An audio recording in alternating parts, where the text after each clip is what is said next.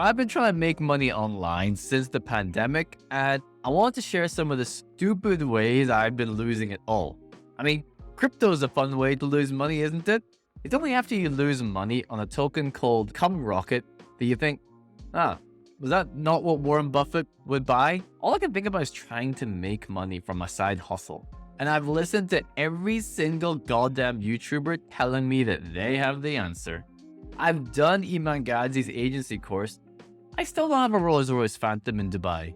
And I've been listening to Hamza, trying to create a social media following, but I don't want to do all the hard work, especially when I don't feel like it.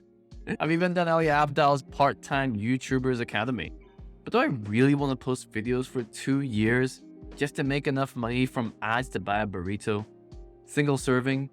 And now I've got Alex Hormozi giving me all this amazing business wisdom, and the only thing that's changed is I'm started wearing those nose strips like him to help me breathe better when I sleep. That's it. That's all that's changed. And you know what's really messed up? Little girls doing toy reviews are making more money than us adults with a college degree. That degree was supposed to make us more money, not take money away, put us into debt, and then emasculate us in front of a little girl playing with slime. Nah.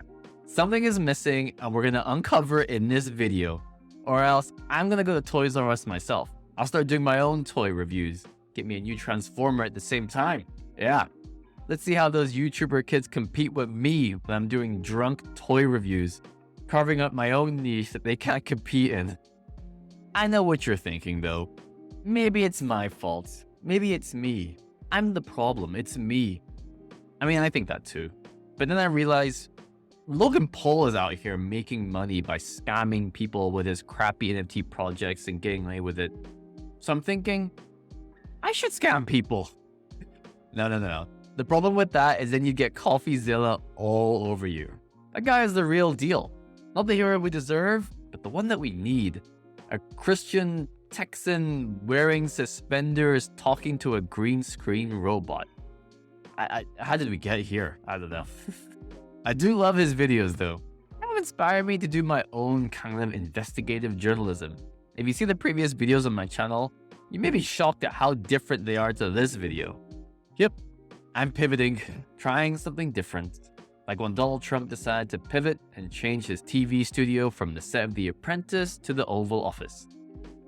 I mean, hey, say what you want about the dude, but he got trolled by Obama and then took his job. That's pretty gangster, right? That would be like me getting told by my high school teacher I'd never amount to anything. And then a few years later, becoming the school principal, right? Oh, what have you got to say about the Oxford comment now, Mr. Campbell? Huh? Who's the smart guy now? I'm the smart guy. Yeah, I did buy that crypto cum rocket though. Maybe not that smart yet. But maybe that's just what it takes to make money, right? You gotta try different things, see what sticks. My dad did warn me all about this though. Mustafa, don't waste your money on the crypto. It is all a scam. Give me your money and I will invest it for you. I mean, he's been my dad for 35 years and I clearly don't know what he sounds like. It's such a bad impersonation. But I am African and he is an African dad. Do you know what that means? It means that you better do everything that he says. But if you don't do what he says and it works out, then he'll still take the credit for it. That's the African dad way. Of course, come rock it. People love porn.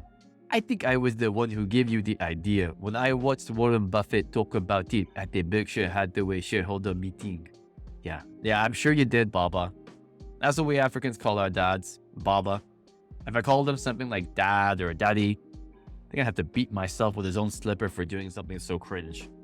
I'm not saying you can't call your father dad or daddy. It's just very white. Baba certainly has a little bit more gravitas about it, you know?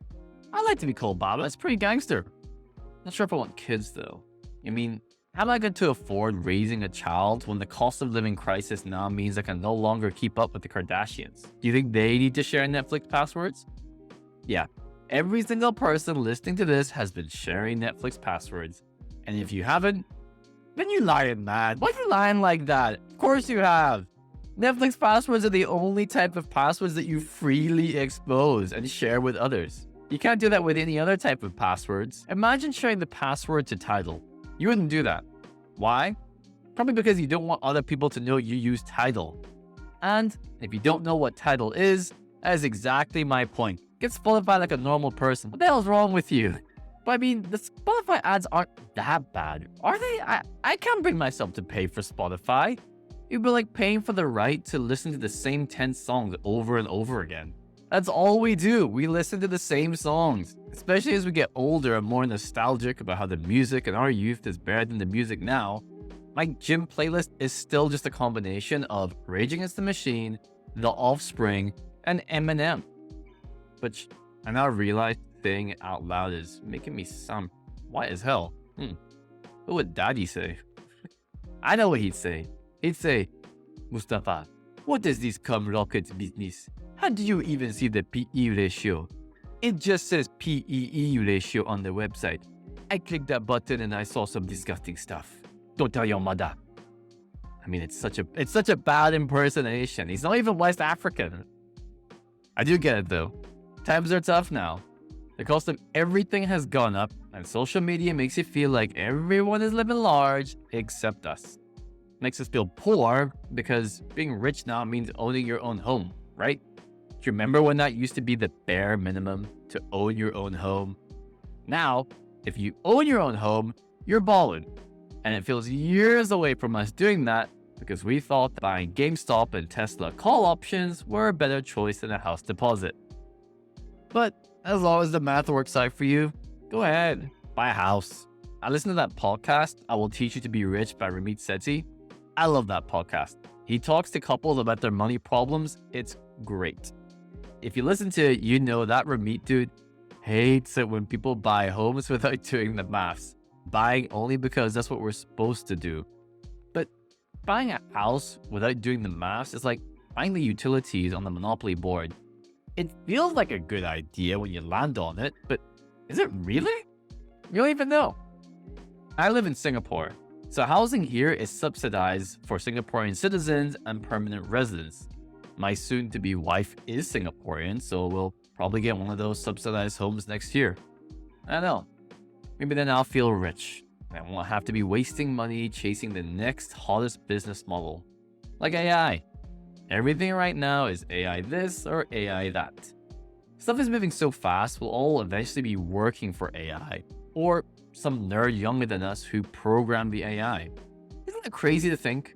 Reaching a tipping point in our lives when we realize that maybe I'm not that special. Maybe I'm not that smart. My boss is 10 years younger than me. And he also has a side hustle doing toy reviews.